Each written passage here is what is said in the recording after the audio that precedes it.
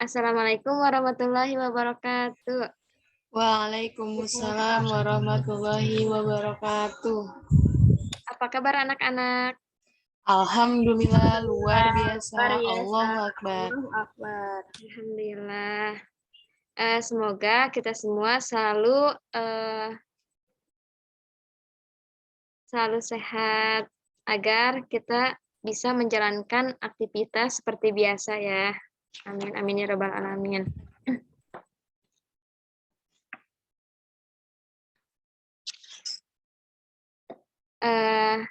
Sebelum sebelum masuk pembelajaran, marilah kita berdoa bersama-sama ya.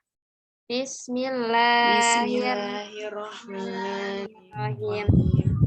Allahumma inni as'aluka ilman nafi'an wa rizqan halalan thayyiban wa wa amalan sholihan. mutaqabbalan.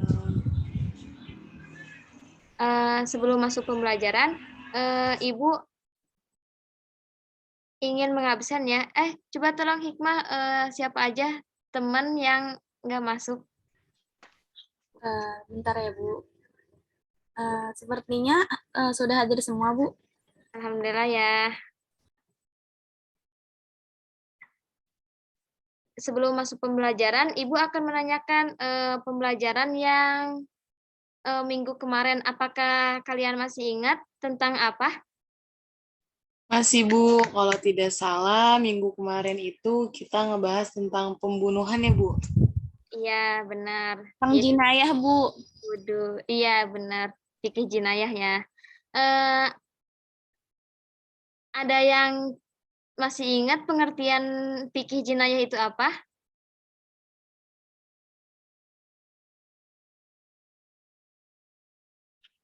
Membunuh orang bukan Bu? Iya. Pengertian membunuh itu ada yang masih ingat?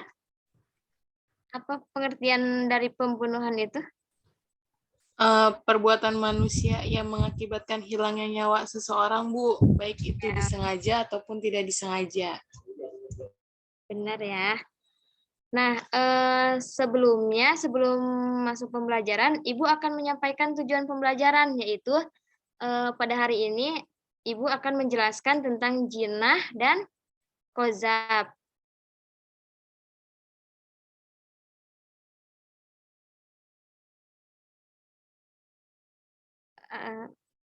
Nah, di sini Ibu akan menjelaskan tentang hudud dulu ya. Nah, pengertian hudud di sini yaitu hukuman-hukuman bagi orang yang telah melakukan maksiat. Nah, selanjutnya yaitu kita akan langsung mulai pada judul yang pertama yaitu jinah.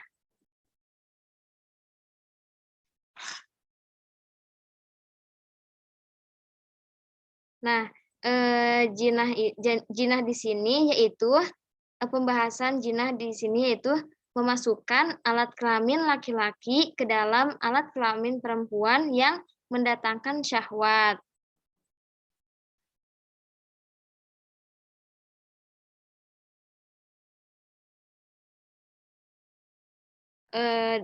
Nah, dan di sini juga ada Allah berfirman dalam Quran surat Al-Isra ayat 32 yang berbunyi A'udzubillahi minasyaitonirrajim Bismillahirrahmanirrahim wala taqrabuz zina innahu kana fahisyatan wa sa'a sabila.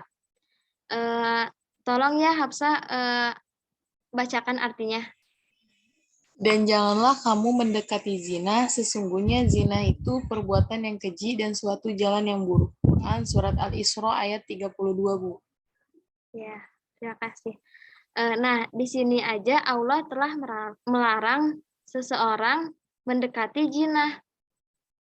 Kenapa? Karena jinah itu merupakan perbuatan yang keji. Allah di sini telah melarang seseorang mendekati jinah, apalagi orang yang telah melakukan jinah gitu.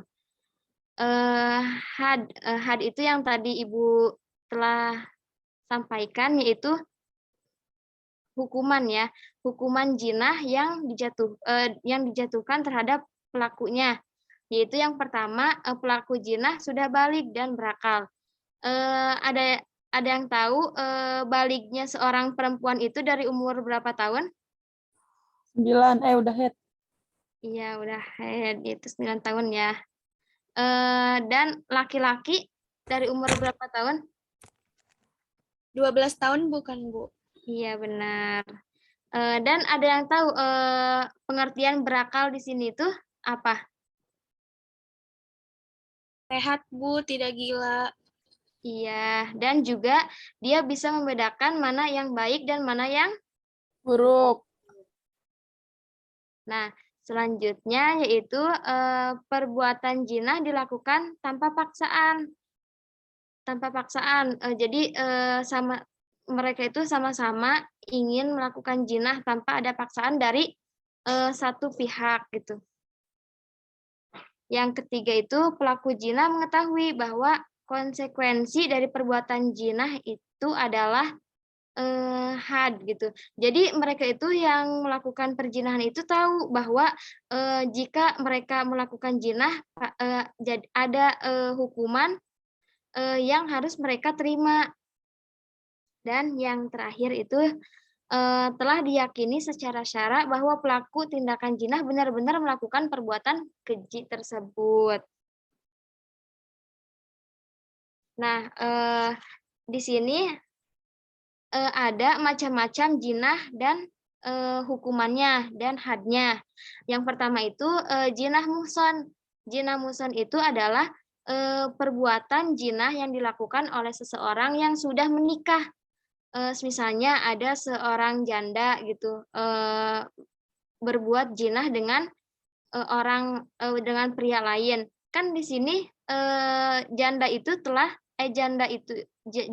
tuh sudah memiliki ikatan nikah walaupun status dia sudah cerai gitu kan. Bu, mau nanya. Boleh? Nanti aja deh. Nah, apa yang pantas buat orang yang apa yang pantas hukuman buat orang yang telah melakukan jinah muhson, yaitu dirajam. Nah, selanjutnya yaitu jinah ghairul muhson. Jinah ghairul muhson itu jinah yang dilakukan oleh seseorang yang belum pernah menikah. Belum ada status pernikahan gitu. Misalnya kayak anak sekolah, kan anak sekolah jarang ya yang udah menikah gitu. Jadi mereka tuh belum ada ikatan nikah intinya gitu ya. Nah, apa hukuman yang pantas untuk orang yang telah melakukan jinah ghairul muhson ini? Yaitu cambuk sebanyak 100 kali. Nah, selanjutnya yaitu kozab. Nah, kozab di sini itu adalah kozab menurut bahasa yaitu melempar dengan batu atau yang semisalnya. Adapun menurut istilah syar'i, kozab adalah melempar tuduh jinah kepada seseorang yang dikenal baik secara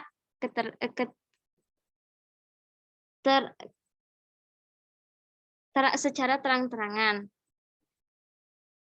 Nah, kozab di sini tuh misalnya gini, ada seorang suami istri. Nah, suaminya itu memfitnah istrinya bahwa istrinya itu telah melakukan perzinahan dengan orang lain. Akan tetapi istrinya di sini tidak melakukannya sama sekali. Nah, itu yang dinamakan kozab. Nah, selanjutnya yaitu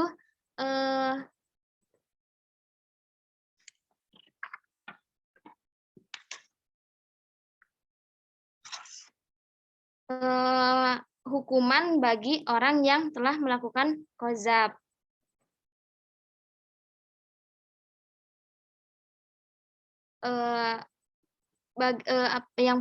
Had atau hukuman bagi pelaku kozab adalah cambuk sebanyak 80 kali bagi yang merdeka dan cambuk 40 kali bagi budak. Syarat-syarat berlakunya had kozab had kozab wajib dijatuhkan terhadap penuduh jinah jika memenuhi syarat-syarat berikut. Yang pertama,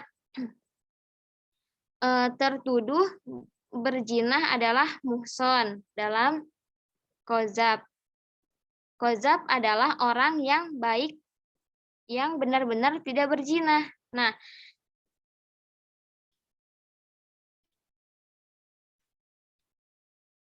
Nah, pengertian muhson dalam kozab berbeda dengan muhson dalam masalah jinah. Dalam kozab, muhson adalah orang yang benar-benar tidak berzina. Nah, beda ya perbedaan antara kozab jinah dan kozab beda antara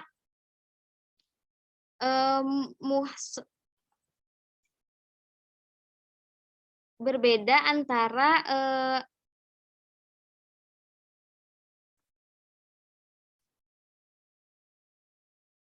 muhson dalam jinah dan muhson dengan kozab.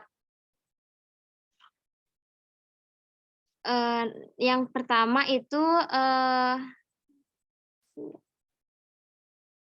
tertuduh jinah adalah muhson dalam kozab. Muhson adalah orang yang baik dan benar-benar tidak berzina. Yang kedua itu penuduh balik dan berakal. Penuduh itu sudah balik dan berakal gitu ya.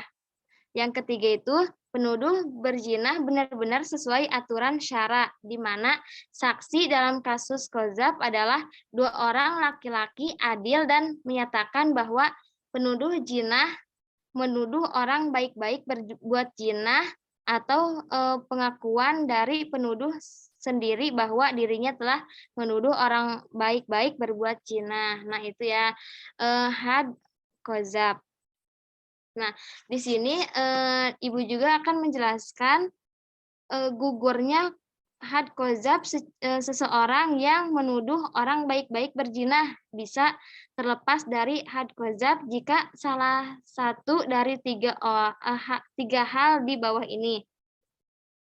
Yang pertama itu penuduh dapat menghadirkan 4 orang saksi laki-laki adil bahwa tertuduh benar-benar telah berzina. Yang kedua itu lian.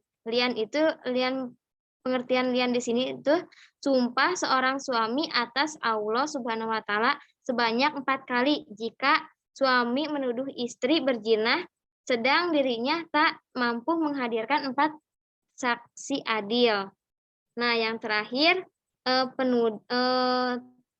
tertuduh memaafkannya. Nah, itu kalau yang terakhir ini tertuduh memaafkannya, maka gugurlah hukuman bagi orang yang telah melakukan kozab ini.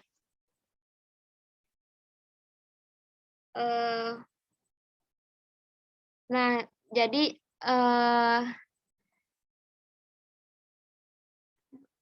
hindari ya dari perbuatan jinah ini, karena jinah ini perbuatan yang sangat keji gitu. Allah aja sudah melarangnya. Seorang yang telah melarangnya orang yang mendekati jinah gitu ya. Nah, berikutnya ada ya apakah ada yang bisa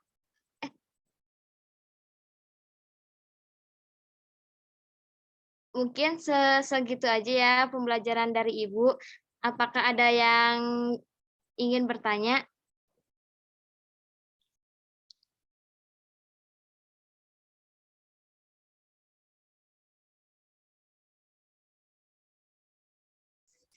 Tidak, Bu. Insya Allah sudah paham. Ya, alhamdulillah ya. Dan di sini apakah ada yang bisa menyimpulkan dari apa yang telah Ibu sampaikan? Pembelajaran yang telah Ibu sampaikan tentang jinah maupun tentang kozab.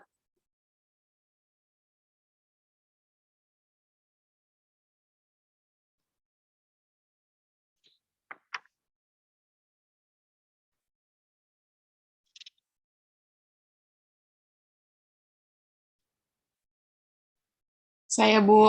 Jadi zina itu perbuatan yang dilarang banget sama Allah, Bu.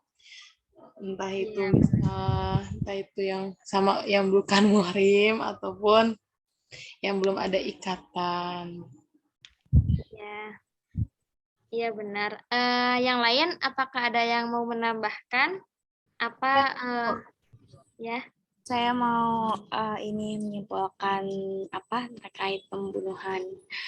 Pembunuhan itu merupakan perbuatan manusia yang berakibat dapat menghilangkan atau mematikan nyawa seseorang gitu, baik secaranya sengaja ataupun tidak sengaja. Terus dengan alatnya juga, yang alat yang mematikan ataupun yang tidak, itu intinya bisa mengakibatkan hilangnya nyawa seseorang gitu, Bu. Iya benar. Akan tetapi kan pembunuhan itu sudah dijelaskan minggu kemarin ya, Hikmah.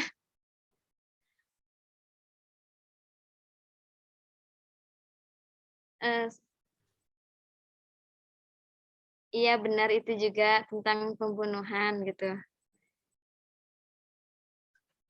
Ada yang mau menambahkan lagi?